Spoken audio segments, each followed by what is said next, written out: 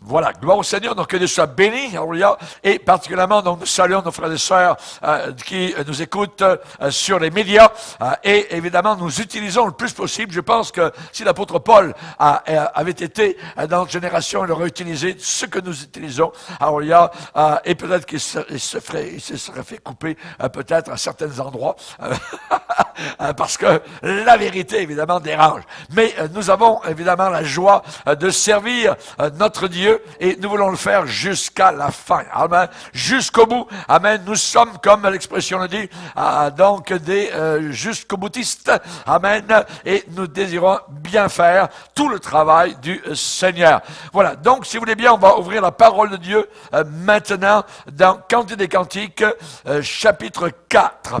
Et vous savez qu'en deuxième année de notre école biblique, nos étudiants viennent de passer 2 mois, particulièrement donc sur ce livre merveilleux, donc de 8 courts chapitres, mais qui sont des plus riches, possiblement en capsule, je dirais, au milieu de la parole de Dieu, vis-à-vis de notre état par rapport au Seigneur. Et vous savez que le mot qui revient dans ce Cantique des Cantiques 22 fois, imaginez, c'est un mot très important, c'est le mot amour. Amen, amour. Et nous allons voir donc le titre de ce message, je l'ai intitulé « Le bien-aimé et sa bien-aimée ». Et sa bien-aimée. Si vous voulez, on va lire dans Cantique des Cantiques, chapitre 4, et à partir du verset 9.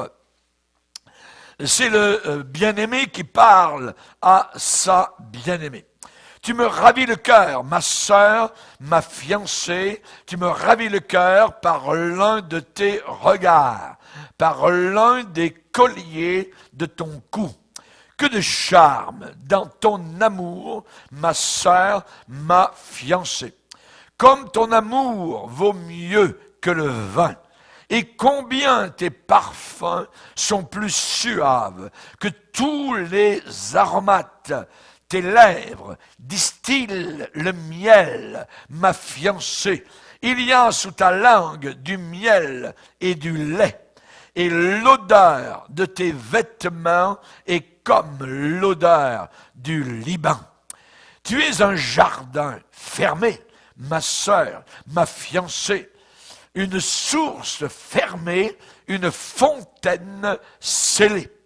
Tes jets forment un jardin où sont des grenadiers avec les fruits les plus excellents.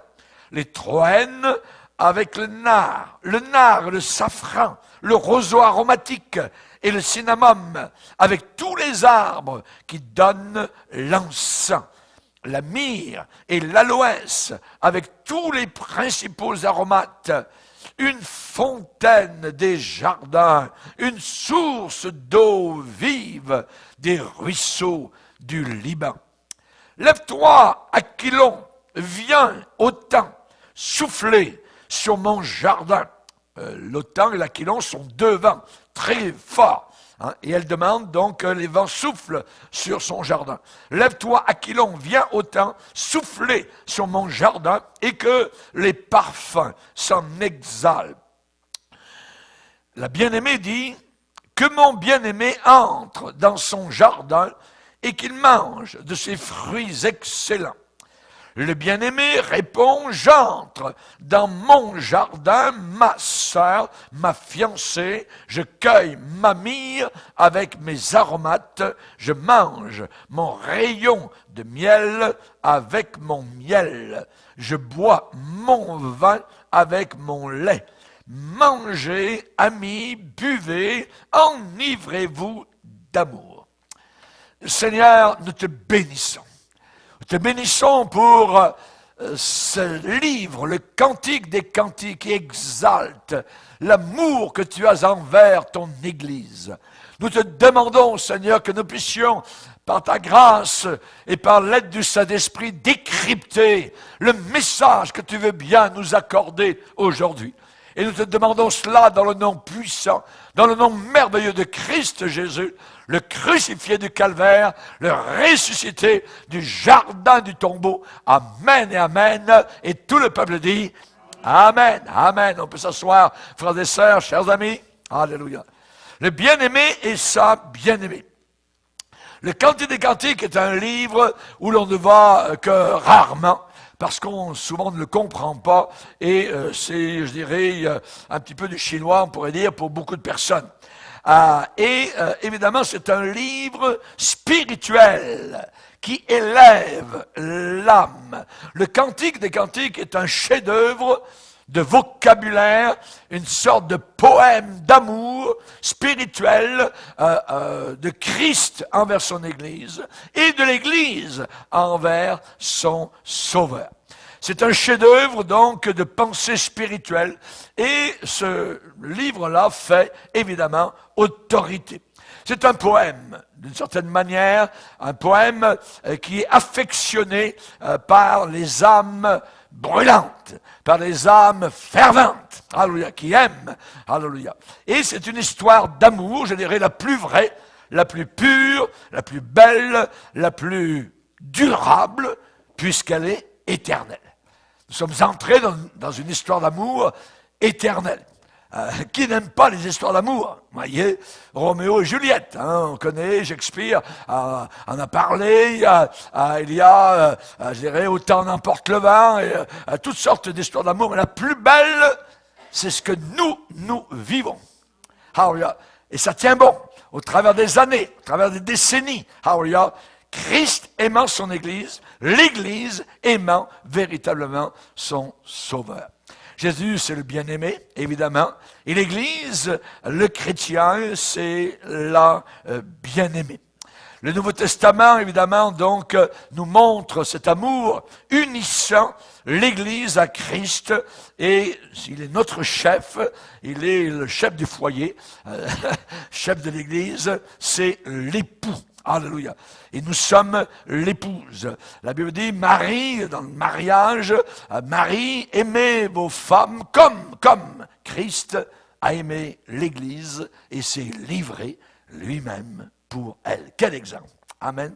Quel exemple nous avons. L'apôtre Paul va parler aux Corinthiens par rapport aux rôdeurs avec leurs fausses doctrines, avec toutes des idées pour essayer de déraciner les chrétiens de l'Église et les emmener à eux. Évidemment, donc, Paul va dire ce sont des ouvriers du diable déguisés en apôtres de Christ. Il va dire, j'ai un souci, c'est que je vous ai fiancé. Il emploie le mot, je vous ai fiancé, un seul époux.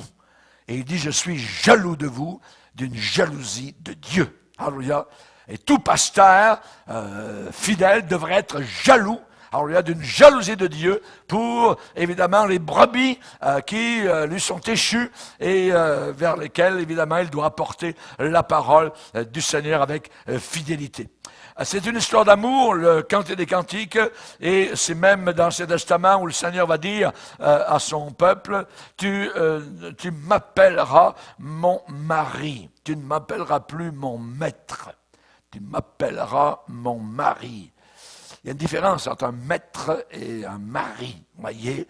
Il y a une relation tout à fait intime, personnelle, alléluia, entre l'époux et son épouse.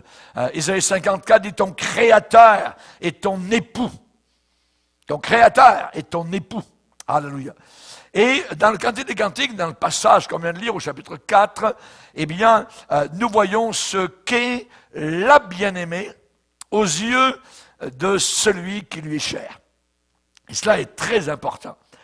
Et particulièrement, on voit comment le bien-aimé va dire « Tu es toute belle, mon ami, il n'y a point en toi de défaut. » Est-ce possible? Il n'y a point en toi de défaut. Tu es toute belle, mon ami. Évidemment, je pense qu'il y a une couverture sur nous, parce que nous sommes loin d'être parfaits. Même l'apôtre Paul dit, je cours, non pas que j'ai atteint le but, mais donc, oubliant ce qui est en arrière, je me précipite vers ce qui est en avant. Comment se fait-il que le bien-aimé va dire, donc, tu es toute belle, mon ami, et il n'y a point en toi de défaut? Eh bien, je pense que Dieu nous voit au travers de Christ. au travers de Christ. C'est lui notre bannière, c'est lui notre couverture, c'est lui notre substitut, c'est lui qui nous aime, alléluia, et que dès qu'il y a péché, dès qu'il y a tâche, alors il voit son enfant s'approcher de lui et demander humblement pardon. Amen. Nous avons un avocat auprès du Père, Jésus-Christ le juste. Jean l'apôtre va dire, dans la première épître de Jean, si quelqu'un a péché, mes frères, il parle aux chrétiens, si quelqu'un a péché, nous avons un avocat auprès du Père. Amen. Un avocat. Va, si tu as péché, si tu as un sentiment de culpabilité dans ton cœur, ne reste pas avec ça sur ton cœur. Voyez, va tout de suite vers le Seigneur et continue ta marche. Relève-toi. Alléluia. Nettoie ta robe qui est tombée dans la poussière, tout ça, et reprends ta route, reprends ton chemin. Amen, avec joie. Alléluia. Et je dirais que la parole de Dieu nous parle que nous allons vers des noces, les noces de l'agneau, et nous serons revêtus là de fin lin éclatant et pur. Alléluia. Nous devons être comment au milieu de cette génération? C'est un miracle.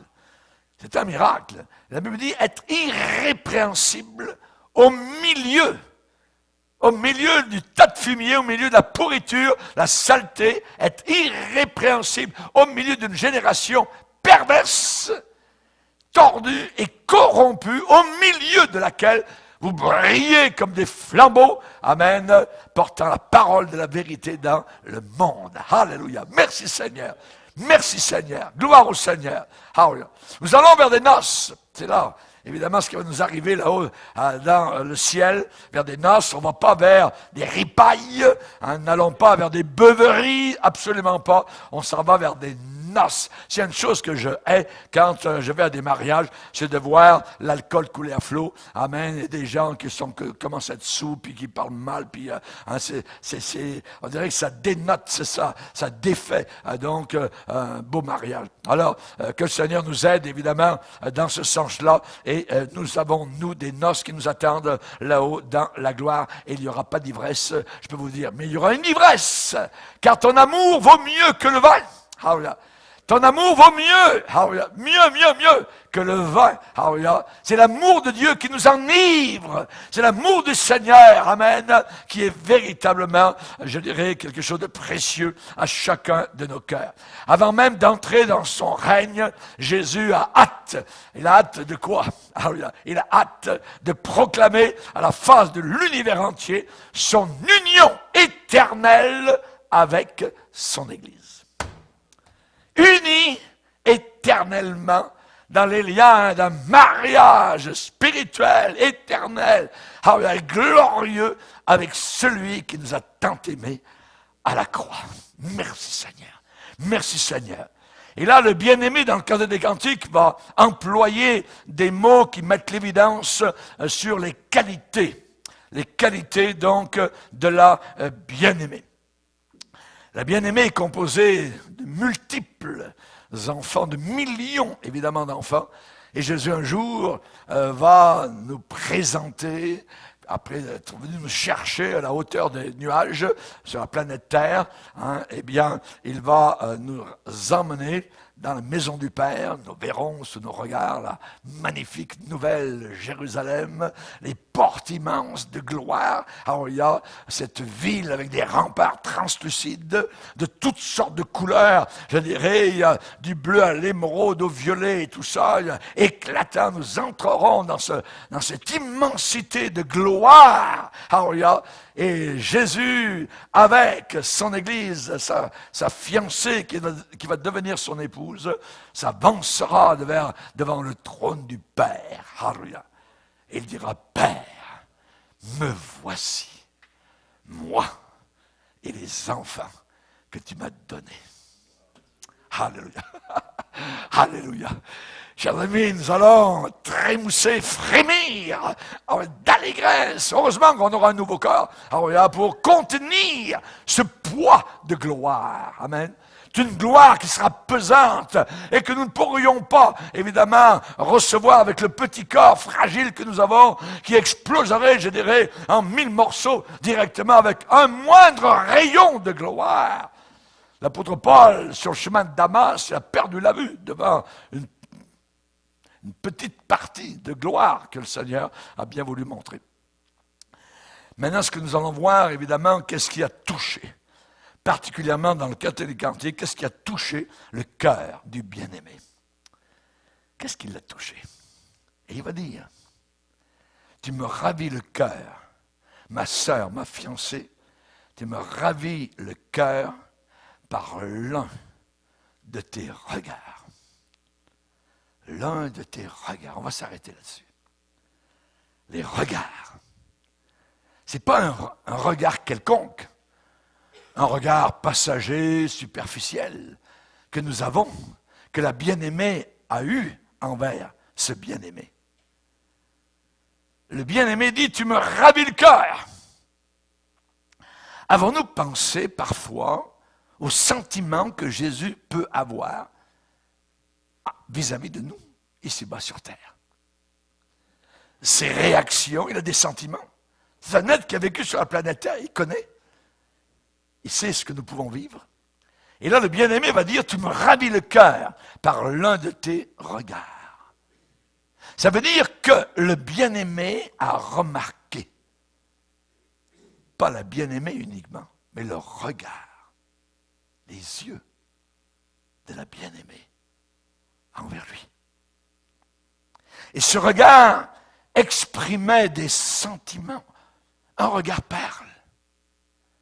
Un regard va dire des choses. Il faut savoir, évidemment, interpréter, décrypter ce qu'un regard veut dire. Et lui, le bien-aimé, le Seigneur, eh bien, il a décrypté le regard de la bien-aimée. Tu me ravis le cœur par l'un de tes regards. Quelle sorte de regard la bien-aimée avait envers son bien-aimé? C'était un regard profond, rempli à craquer de profonds sentiments. Elle était remplie d'amour. J'ai vu ce regard lorsque j'étais là, présent à des mariages. Ce regard, la bien-aimée regarde son bien-aimé. Oh, quel regard! Il n'y a pas plus beau regard. Et si le marié pouvait parler à ce moment-là, il dirait, ouf, chérie, tu me ravis le cœur par l'un de tes regards. L'un de tes regards. Un amour, je dirais un regard intelligent, qui montre de la docilité, de la pureté, de la soumission, de la, que dirais-je, de la compréhension. La compréhension. Et le cœur du bien-aimé, il est ravi. On parle de ravissement. C'est un mot quasiment inexprimable, qui veut dire... Vous l'avez entendu, ravi. Ravi, voyez. Et le regard du chrétien a beaucoup d'importance pour le Seigneur. Avez-vous regardé aujourd'hui Jésus? Alléluia.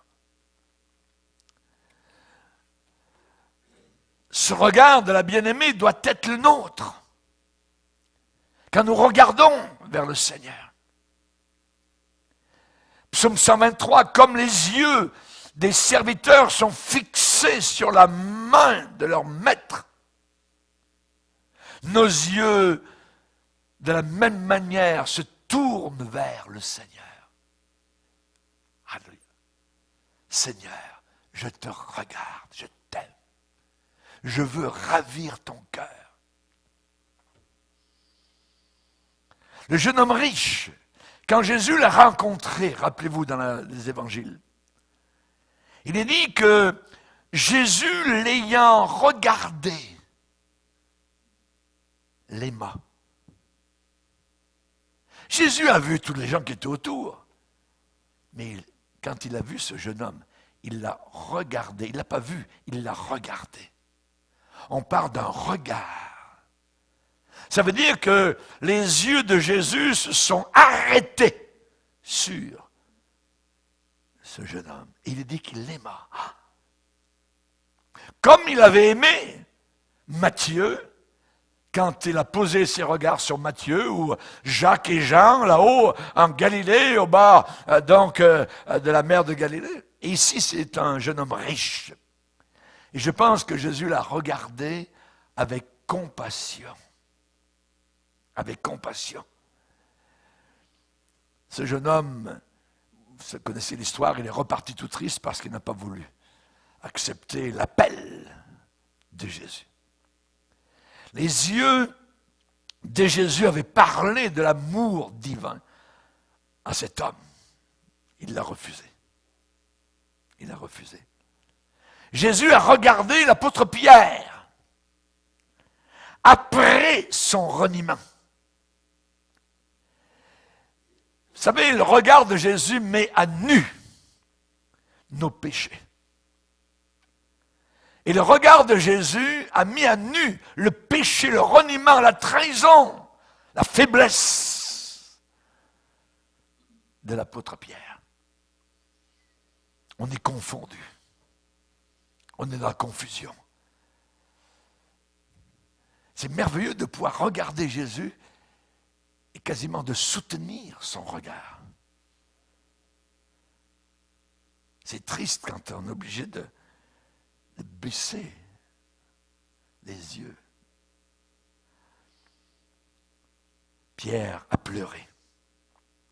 La Bible dit, le Seigneur s'étant retourné, regarda Pierre.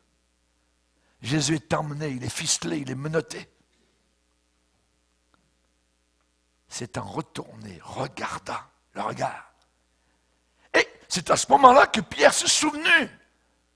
Souvenu de quoi? De la parole que le Seigneur lui avait dit. Avant même que le coq chante, tu m'auras renié 3 fois. Qu'avait-il répondu? Oh, jamais de la vie. Même s'il fallait aller jusqu'à la mort. Mais je ne connaissais pas. Je ne connaissais pas la faiblesse de son cœur. Jésus a souvent visité Béthanie, pas très loin de Jérusalem. Et Jésus appréciait particulièrement à Béthanie la maison de Marie, Marthe et Lazare. Il avait remarqué sous ce toit des gens qui vivaient là et qui l'aimaient. Jésus y allait souvent. Il vient souvent dans la maison de ceux qui l'aiment. Il vient manger, il vient dormir, il vient nous parler. Nous, on s'assoit dans le salon à ses pieds comme Marie à l'heure 12 du soir. Et l'amour que portait Jésus sur ces 3 personnes qui vivaient là, Marthe, Lazare et Marie, eh bien cet amour n'était pas à sens unique. Vous savez, rien, absolument rien n'échappe aux yeux de Jésus. On se rappelle que Jésus a dit à Marie, qui était à ses pieds, « Tu as choisi la bonne part qui ne te sera pas enlevée. » Aux pieds de Jésus. Il est dit que l'Éternel étend ses regards sur toute la surface du globe terrestre pour soutenir ceux et celles dont le cœur est totalement entier à lui. Il regarde. Vous savez, une autre occasion où Jésus a regardé, c'est lorsque il était dans le temple à Jérusalem. Il est dit que Jésus entra à Jérusalem dans le temple et quand il eut tout considéré, il a regardé dans le temple, tout. Quand il eut tout considéré, comme il était déjà tard, il s'en alla à Béthanie avec les 12. Mais malgré l'heure tardive, Jésus a tout considéré dans le temple. Vous savez que Jésus vit dans le temple du Saint-Esprit qui est notre corps. Et il y considère tout. Il y considère tout. Donc, soyons agréables au Seigneur. Dans le psaume 119, il a été dit, « Détourne mes yeux de la vue des choses vaines. » Détourne mes regards de la vue des choses vaines. Jean va dire, la convoitise des yeux ne vient pas du Père, mais du monde. Et le monde passe, et sa convoitise aussi. Mais ceux et celles qui font la volonté de Dieu demeurent pour toute l'éternité. Alors, on est éternel. Nous sommes immortels. Alléluia. Vous savez, parfois nos yeux tombent, s'arrêtent, embrassent certaines choses, certaines scènes, et cela déclenche des pensées mauvaises en nous, et parfois des gestes regrettables, très regrettables. Jésus a dit, si ton œil droit est pour toi une occasion de chute, arrache-le et jette-le loin de toi. C'est un langage très fort. Jésus n'a pas demandé que l'on se mutile, mais il a montré que le regard, ce que nous regardons, sur ce quoi nous nous arrêtons, peut être très mauvais. Dans le psaume 101, il est dit, « Je marcherai dans l'intégrité de mon cœur, au milieu de ma maison, je ne mettrai rien de mauvais devant mes regards. » Nous vivons dans un monde qui est tellement sale que l'on a besoin de la parole de Dieu pour nous montrer au point où nous sommes rendus. Job, cet homme de Dieu de l'Ancien Testament, avait fait une alliance avec ses yeux. Et il le déclare. J'avais fait un pacte, une alliance. Job 31, verset 1. J'avais fait un pacte avec mes yeux et je n'aurais pas arrêté mes regards sur une vierge. Quelle part Dieu m'eût-il réservé d'en haut? Quel héritage le Tout-Puissant m'eût-il envoyé des cieux? La ruine n'est-elle pas pour le méchant? Et le malheur pour ceux qui commettent l'iniquité? Et il dit quelque chose d'intéressant. Il dit au verset 7, « Si mon cœur a suivi mes yeux, donc le cœur peut être entraîné par le regard. Si mon cœur a suivi mes yeux, si quelque souillure s'est attachée à mes mains, que je sème et qu'un autre moissonne et que mes rejetons soient déracinés. Si mon cœur a été séduit par une femme, si j'ai fait le guet à la porte de mon prochain pour attendre que le mari s'en aille et puis que moi je rentre. J'ai fait le guet à la porte de mon prochain, que ma femme tourne la meule pour un autre et que d'autres la déshonorent, car c'est un crime. La Bible est forte. Elle déclare la réalité, la vérité. C'est pas gris, c'est noir ou blanc. Donc nos yeux, ma bien-aimée, tu me ravis le cœur par l'un de tes regards, va dire donc le bien-aimé à sa bien-aimée. Il faut que nous regardions vers Jésus. Je me rappelais toujours au début de ma vie chrétienne, moi quand je rentrais dans ma petite chambre et que je m'allongeais, avant de dormir, j'avais un seul regard, c'était Christ sur la croix. C'est comme s'il était tout le temps là sous mes yeux. Et je pleurais souvent. Et je remerciais Dieu. Et je me souviens de cela comme quelque chose de puissant. Alléluia. Et c'est encore là. C'est encore là. Je me souviens encore. Alléluia. Gloire au Seigneur. Nous ne devons pas devenir aveugles spirituellement parlant. On peut le devenir. Un chrétien peut devenir aveugle après avoir été éclairé. Si on devient aveugle, on va trébucher. Un aveugle, s'il n'a pas de canne, s'il n'a pas de repère, il va tomber devant les voitures, il va donc s'enfarger, comme nous disons, moyer, il va chuter. Et si on est aveugle, on ne peut plus avancer sans trébucher. Sans trébucher. Vous vous rappelez l'histoire de Samson? Samson a voulu jouer sur les deux côtés, les deux bords, et finalement les Philistins lui ont crevé les deux yeux.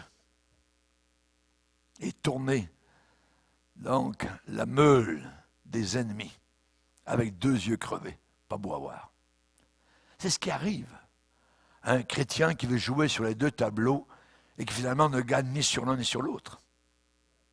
Mais il perd du côté de Dieu. Il devient un perdant. David a dit au Seigneur dans le psaume 13, « Donne à mes yeux la clarté, afin que je ne m'endorme pas du sommeil de la mort, et que mon ennemi ne dise pas, « Ah ah, je l'ai vaincu !» Oh non, Seigneur! Psaume 13, « Donne à mes yeux la clarté, le discernement, la prudence. » Celui en qui ne sont pas les vertus chrétiennes, va dire l'apôtre Pierre, eh bien, devient aveugle. Auparavant, il pouvait être éclairé, mais il peut devenir totalement aveugle. Il va dire, celui en qui ces choses ne sont pas est aveugle. Quelle chose? Eh bien, il parle de la connaissance de Dieu, la vertu, la tempérance, la patience, la piété, l'amour fraternel, la charité. Toutes ces vertus, si elles ne sont pas dans le cœur du chrétien, eh bien, il va dire, celui en qui ces choses ne sont pas est aveugle, il ne voit pas de loin, et il a mis en oubli la purification de ses anciens péchés. C'est une situation très triste, mais que nous avons connue, que des gens ont vécu et d'une manière lamentable. À l'église de Laodicée, le Seigneur va demander d'acheter de lui, de payer le prix pour un collier, afin que ses yeux soient oints et qu'elle puisse voir. On va en parler, donc particulièrement dimanche, de cela. L'Église a besoin, dans les temps dans lesquels nous sommes, d'avoir un collier, qui est le Saint-Esprit, pour oindre ses yeux. Une onction de Dieu sur notre regard. Sur notre regard. Ayons des yeux spirituels, qui voyons l'invisible, pas uniquement ce qu'il y a autour de nous. Voir l'invisible. On se rappelle particulièrement à certaines occasions où Élisée a été entouré par les armées ennemies. Élisée a vu son serviteur lui demander, mais qu'est-ce qu'on va faire? Ils sont venus nous prendre, ils vont nous saisir. Et là, Élisée a fait une prière simple. Seigneur, ouvre-lui les yeux. Et soudain, il a vu. Il a vu l'invisible. Le serviteur a vu la montagne autour des armées remplie de chars de feu, de chars de feu et des milliers d'anges qui étaient là présents pour garder, pour protéger l'homme de Dieu et son serviteur. Souvent, nos yeux s'arrêtent uniquement sur le visible. Nos yeux s'arrêtent souvent uniquement, même sur ce qui est possible. Avec Dieu, il n'y a rien d'impossible. Rien. Alléluia. Absolument rien. Alléluia. Donc que notre vue, que nos yeux puissent trouer, percer, je dirais, la nuit de l'incrédulité. Que notre vue puisse nous montrer la grandeur. Oh, que tu es grand. Nous l'avons chanté il y a quelques instants. La grandeur de Dieu et ses facultés innombrables. Élisée connaissait, lui, la force de Dieu, la puissance illimitée de Dieu. Et il connaissait la force limitée des ennemis. Nous avons un Dieu illimité. Illimité. Rien n'est impossible à Dieu dans n'importe quelle circonstance. C'est là qu'il faut, évidemment, être plugué, je dirais, branché, connecté avec le ciel. Et là, vous allez ouvrir vos ailes, vous allez voler comme des aigles, et vous ne vous fatiguerez pas, nous promet Ésaïe chapitre 40. Vous prendrez votre vol comme les aigles. Les jeunes gens se fatiguent, mais ceux qui ont confiance dans l'Éternel renouvellent leur force. Ils prennent leur envol comme les aigles. Alléluia. Tu me ravis le cœur par l'un de tes regards. Regardons vers le bien-aimé. Nous allons le voir. Il va se montrer. Il va se révéler. Qu'est-ce qu'il a dit à une époque d'apostasie? Du temps du grand prêtre Élie, vous vous rappelez? Pas le prophète Élie, mais le grand prêtre Élie. Dieu l'a repris parce que cet homme, qui était supposément un serviteur de Dieu, il avait des fils qui vivaient dans la pourriture, dans la saleté, dans l'adultère, à la corruption totale avec les femmes qui venaient donc à l'église. Et Dieu a vu cela. Et un jour, le Seigneur, et cet homme ne reprenait pas plus tant que ça ses enfants, ses fils. Et là, le Seigneur a dit à cet homme, ne me suis-je pas révélé à la maison de ton père lorsqu'ils étaient en Égypte, dans la maison de Pharaon? Ne me suis-je pas révélé? Est-ce que Dieu ne s'est pas révélé quand vous avez été sauvés? Alléluia. Dieu va rappeler à cet homme, rétrograde apostat, que Dieu s'était révélé. Et Dieu veut encore se révéler, puissant, fort, alléluia, illimité, le Dieu de l'impossible. On peut avoir foi dans ce qui est miraculeux, ce que l'homme ne peut pas et ne pourra jamais faire. Alléluia. Foi dans le miraculeux, foi dans l'impossible. Avec Dieu, il n'y a rien d'impossible. Il est dit, c'est par la foi que Moïse a quitté l'Égypte. Il aurait pu devenir milliardaire. Il aurait pu devenir un Bill Gates, un Klaus Schwab. Vous voyez? Pharaonique, avec des caves remplies de lingots d'or. Eh bien, il est dit, c'est par la foi que Moïse quitta l'Égypte, sans être effrayé de la colère de Pharaon, mais il se montra ferme comme voyant celui qui est invisible. Nous, Église, nous voyons celui qui est invisible. Nous vivons un miracle continuel. Depuis le jour où nous avons été sauvés, nous lui parlons, nous le chantons. Alléluia. Et lui, du haut du ciel, nous dit, tu me ravis le cœur, ma fiancée, ma belle, alléluia, par l'un de tes regards. Chaque fois que nous menons à une réunion, nous le regardons. Nous le regardons. Je veux te regarder. Et je veux plus que te regarder, Seigneur. Je veux avoir mes regards fixés, boltés, rivés. Alléluia. Sur toi, ta personne glorieuse. Amen.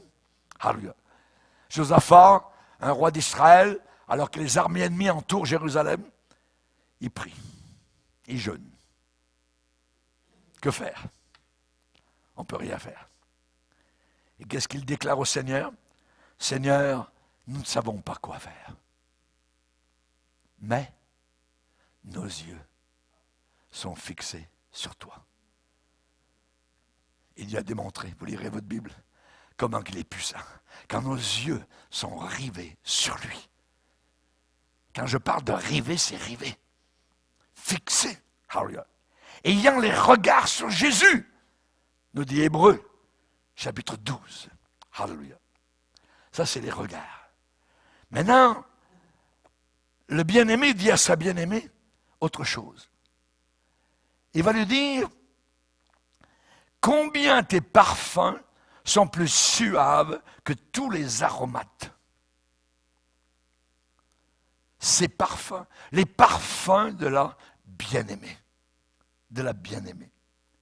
Il va lui dire que de charme dans ton amour, ma sœur, ma fiancée, comme ton amour vaut mieux que le vin, et combien tes parfums sont plus suaves que tous les aromates. Le bien-aimé apprécie les parfums de celle qui lui est chère. Et nous avons sur nous une odeur. Alors, je l'ai senti depuis que je suis entré ici à l'église, sur chacun de vous. C'est une bonne odeur. C'est l'odeur de Christ. C'est l'odeur de Jésus. Et vous qui m'écoutez, vous l'avez aussi, si vous êtes sauvés. La bonne odeur. Alors, pas une odeur, je dirais, qui fait fuir, mais une odeur qui est bonne. Ça vous est arrivé, des fois, vous êtes quelque part dans un magasin ou quoi que ce soit, et quelqu'un vous arrête. Dit, vous sentez donc ben bon. C'est quoi votre parfum? Oui. La personne voudrait, ça sent tellement bon que la personne s'arrête et voudrait connaître le nom, le numéro, je sais pas quoi, de Chanel ou je sais pas quoi. Oui. Ça sent bon. Et nous sommes une bonne odeur pour Dieu. Nous avons l'odeur de Christ en nous. Mais cette odeur, elle est repoussante pour le monde. Vous l'avez remarqué? Vous n'avez qu'à sortir votre flacon, voyez, et le mot Jésus sort, hop, tout de suite. Ah, il n'aime pas ce parfum. Vous savez, les animaux qui aiment des odeurs désagréables sont friands de chair décomposée, de chair pourrie. Ils aiment ça. Les charognes. La Bible dit que l'homme animal, l'homme charogne, l'homme psychique, l'homme psychologique, ne reçoit pas les choses de Dieu, parce qu'elles sont une folie pour lui.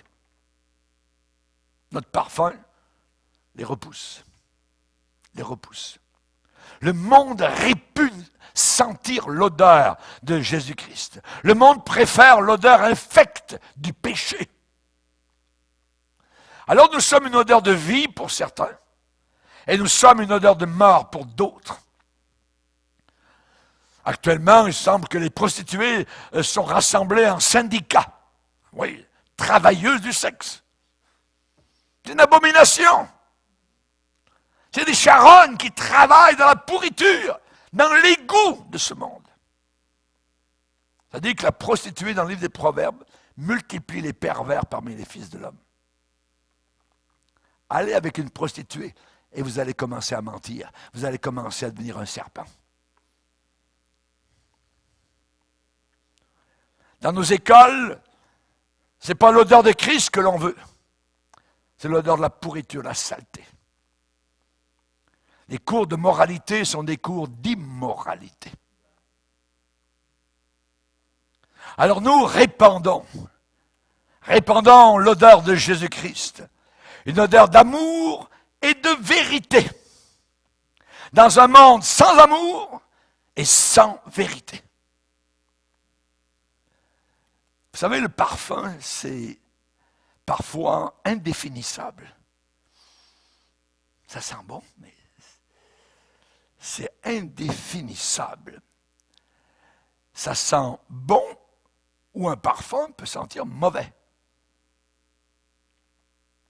Dans la ville de Grasse, dans le sud de la France, ils ont des champs de fleurs, ils les écrasent et ils font des parfums. La fleur, pour qu'elle donne un parfum, généralement, il faut qu'elle soit écrasée. Le parfum du chrétien sort encore plus quand il est écrasé, meurtri, persécuté. Quand il passe par la presse, par des choses difficiles, c'est là que votre parfum va encore plus imprégner. L'odeur de Jésus, nous l'avons dans l'Église. Un parler en langue, une prophétie. Oh, tel frère vient d'être guéri, miraculeusement par le Seigneur. Ou alors, il y a une délivrance. Quelqu'un vient d'être sauvé. Alléluia! C'est le parfum de Christ. Le témoignage d'un frère ou d'une sœur. Dieu l'a gardé durant la semaine d'un accident. Le parfum de Christ est là. On a passé par une opération à cœur ouvert. Dieu a été là. Le parfum de Christ était là dans l'hôpital. Laissons le Saint-Esprit exhaler ce parfum de la louange pour Dieu. Au Cantique des Cantiques, premier chapitre, le verset 3, il est dit, tes parfums ont une odeur suave. Ton nom est un parfum qui se répand. Le bien-aimé a un parfum suave. Alléluia. Répandons le parfum, le beau nom de Jésus-Christ. N'ayons pas peur de ce nom. Dès qu'on dit ce nom, alléluia, il semble que les démons s'en vont. Alléluia. Il y a un état de choses qui est débloqué par la puissance du nom de Jésus-Christ. Les démons ont peur de Jésus-Christ. Ils craignent, tremblent. Tu crois en Dieu, tu fais bien. Les démons croient aussi et ils tremblent. Et ils tremblent. Laissons le Saint-Esprit exhaler ce parfum. Qu'à notre contact, les âmes puissent réaliser l'amour de Dieu, la puissance de Dieu. Avoir des relations intimes avec celui qui a promis d'être avec nous tous les jours. Tous les jours. En cette journée-là, il est là. Il est présent parce qu'il est fidèle. Tous les jours. Et jusqu'à la fin. Il ne prendra pas des vacances en été, quelque part. Et là, OK, je ne peux plus être avec vous, là, il faut que j'aille prendre du repos. Tu m'as assez fatigué, là. Non. Jamais. Nous ne le fatiguons pas. Le sacrificateur de l'Ancien Testament, quand il entrait dans le lieu saint, parfois très saint, et qu'il en ressortait, si vous aviez été là lorsqu'il sortait, et vous seriez approché, vous auriez senti, ça sent bon. Ses vêtements étaient imprégnés de l'odeur de l'encens qui avait brûlé à l'intérieur. À l'intérieur du temple ou de la tente d'assignation. Et nous, quand nous sortons du lieu saint,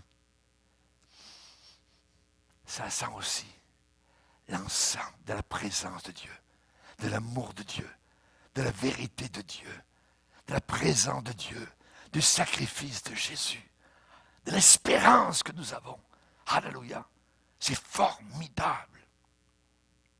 Et ce parfum, il est le symbole d'une vie cachée en Jésus-Christ et qui doit monter vers Dieu chaque jour. Chaque jour. Je vous parlerai, en allant un peu plus loin, au verset 11. La bien-aimée, non seulement elle a un regard qui ravit le cœur, son bien-aimé, non seulement ses parfums sont plus suaves que tous les aromates, mais le bien-aimé va dire, au verset 11, quand il est canté 4, 11, tes lèvres distillent le miel, ma fiancée. Il y a sous ta langue du miel et du lait.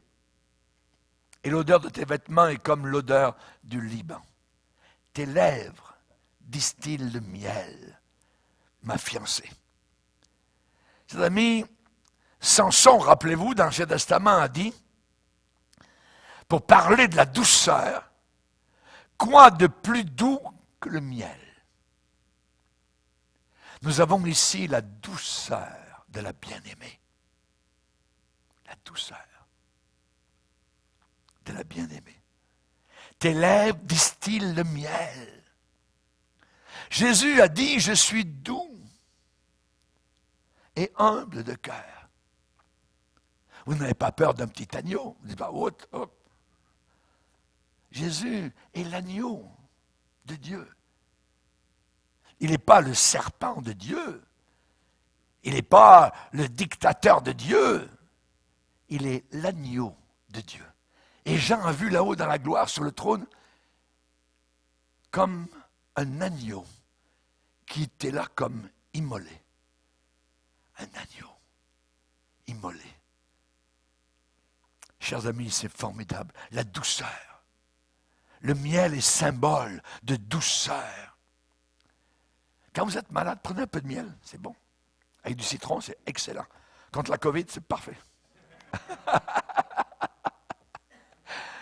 Alléluia. On sait que Moïse, après avoir été à l'école de Dieu, la Bible déclare qu'il était l'homme le plus doux de toute la terre. Certaines versions disent patient, doux. On n'imagine pas Moïse comme ça. Mais la Bible dit qu'il était un homme très doux, comme son maître. Le bien-aimé dit, ma bien-aimée, tes lèvres distillent le miel. Distille. Ça veut dire quoi? Distiller.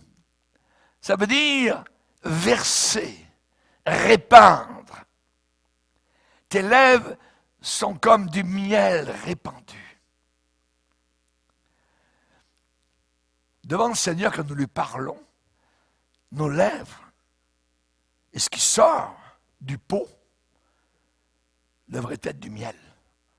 Nous devrions être des pots de miel. Amen. Pour louer, pour adorer, pour encenser, pour glorifier le Seigneur. Alléluia. Que votre douceur soit connue de tous les hommes, a dit l'apôtre Paul aux Philippiens. Vous savez, la langue est un membre très difficile à contrôler. Très difficile à maîtriser, à brider. Mais là, ici, tes lèvres distillent le miel. Alléluia. Soyons un peu plus mielleux. Ça va aider. Dans le foyer, dans l'église, au magasin, dans la rue, avec le voisin. Amen. Amen. Il est dit que des paroles à propos, des paroles bien dites, au bon moment, sont comme des pommes d'or. Déjà là, c'est pommes d'or. C'est beau. Une pomme d'or sûre, posée sur des ciselures d'argent. Oh. Là, c'est le bouquet.